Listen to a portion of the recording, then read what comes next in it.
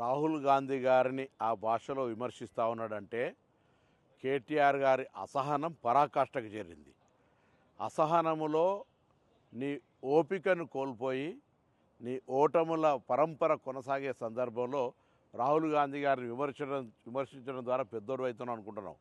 రాహుల్ గాంధీ గారి కుటుంబం త్యాగాల కుటుంబం. ఈ దేశ స్వతంత్రం కోసము, తదనంతరం దేశం కోసం, ఐక్యత కోసం ప్రాణాలు అర్పించిన కుటుంబం. రాహుల్ గాంధీ గారి మనసుకు సంబంధించిన విషయంలో ఇటువంటి భాష వాడి గొప్పవాడివి కావు, నీ యొక్క గౌరవాన్ని పోగొట్టుకుంటున్నావు కేటీఆర్ గారు. రాహుల్ గాంధీ గారిని ఈ విధంగా విమర్శించడం మానుకో.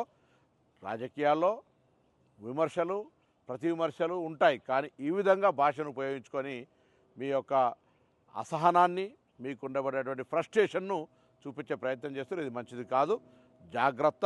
రాహుల్ గాంధీ గారిని మరొకసారి ఈ విధంగా వ్యవహరించినట్టయితే తప్పకుండా ఇప్పటికే ప్రజలు అనేక సందర్భాల్లో బుద్ధి చెప్పారు, మళ్ళా ప్రజాస్వామ్యం ద్వారా అనేక సందర్భాల్లో బుద్ధి చెప్పడానికి సిద్ధంగా ఉంటారు. మంచిది కాదు కేటీఆర్ గారిని హెచ్చరిక చేస్తా ఉన్నాం.